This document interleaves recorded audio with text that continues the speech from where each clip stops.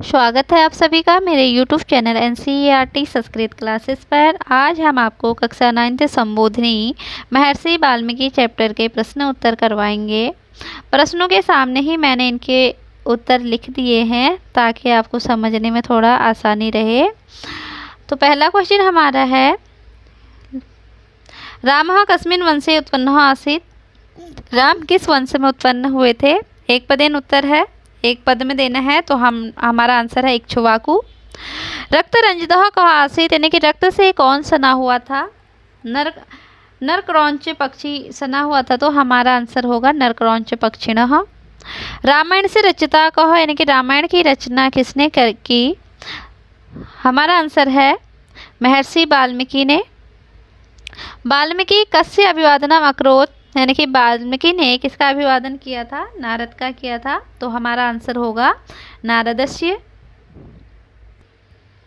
इसके बाद अगला क्वेश्चन हमारे सामने है, पूर्ण वाक्य उत्तर में हमने उत्तर देने हैं पूरे वाक्य में। तो पहला क्वेश्चन यहाँ पर है, स्व आश्रमे चिंतामग्नः कः आसीत्, यानी कि अपने आश्रम में चिंता में कौन डूबा हुआ था? तो महर्षि वाल्मीकि डूबे हुए थे, तो हमारा आंसर होगा स्व आश्रमे चिंतामग्नः महर्षि वाल्मीकि ही आसीत्। ठीक है।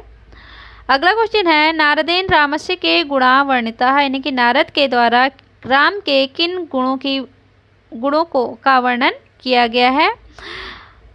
हमारा आंसर यहाँ पर होगा नारदेन रामस्य गुणज्ञ जितेंद्रिय कीर्तिमान महाबलशाली अनुकरणी प्रजापालकः वर्तते, यानी कि ऐसे राजा थे राम जी। ठीक है। कैसे थे? गुणज्ञ यानी कि गुणवान थे, संयमी थे, कीर्तिमान थे, महाबलशाली थे और अपनी प्रजा का अनुकरण करने वाले थे। ठीक है। वाल्मीकि केन सह तमसा नद्या तटे स्नानाय निर्गतः, यानी कि वाल्मीकि केन सह यानी कि किसके साथ तमसा नदी के तट पर गए? तो किसके साथ गए थे? अपने शिष्यों के साथ गए थे। हमारा आंसर होगा वाल्मीकि ही शिष्येण सह तमसा नद्या तटे स्नानाय निर्गतः। ठीक है। अगला क्वेश्चन है, किम गृहीत्वा व्याधः तत्र समागतः, यानी कि जो क्या था, शिकारी था, वह क्या लेकर के वहाँ पहुँचा? तो धनुष लेकर पहुँचा था, तो आपने लिखना है धनुषः गृहीत्वा व्याधः तत्र समागतः। इसके बाद अगला क्वेश्चन है, कोष्टका उचित पदम चित्वा रिक्त स्थानानि पूरयत, यानी कि कोष्टक से उसके उचित पद को छाट करके हमने कोष्टक में लिखना है। पहला क्वेश्चन आपका पहला रिक्त स्थान है, वाल्मीकि स्वाश्रमे एकदा चिंतामग्नः आसीत्, एक बार वह क्या हुए थे? चिंतामग्न हुए थे, तो आपने यहाँ पे चिंतामग्नः लिख आपका आंसर होगा।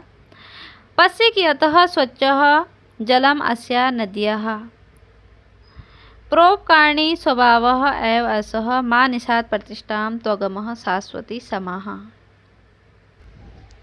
अगला क्वेश्चन हमारे सामने है, उचित पदे सह मेलियत, यानी कि उचित पद का क्या करना है? उसके साथ मिलान करना है, जिसके साथ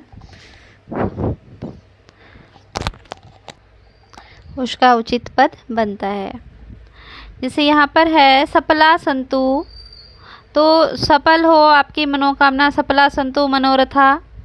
अहो कियतो सुरम्य वन प्रदेश हो, यानी कि कितना सुंदर वन प्रदेश है। नमस्तुते सृष्टि करते, हे सृष्टि करते आपको मेरा नमस्कार है।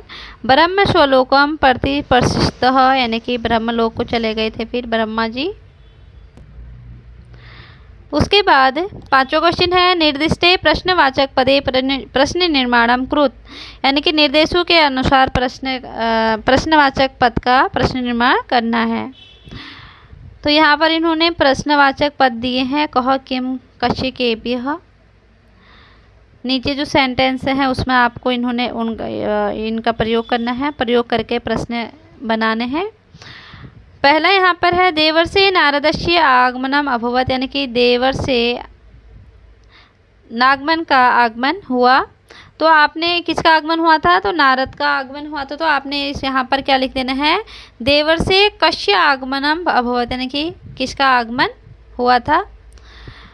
विशाल पर्वता असंभ्यम सर्वदा जलम स्वच्छ जलम वायु औस्ति च वितरन्ति। विशाल पर्वत हमको क्या देते हैं?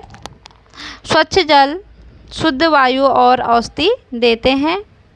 तो यहाँ पर आपका प्रश्न बनेगा केभ्यः असम्यं सर्वदा जलम वायु औषधि च वितरन्ति।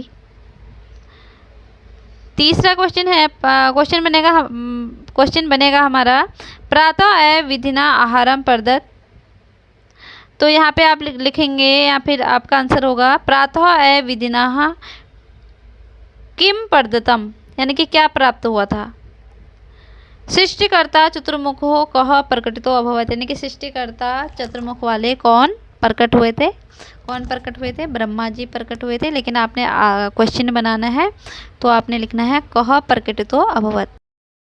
यदि आपको मेरी वीडियो पसंद आती है तो आप लाइक, शेयर एंड सब्सक्राइब करके जाइएगा। Thank you.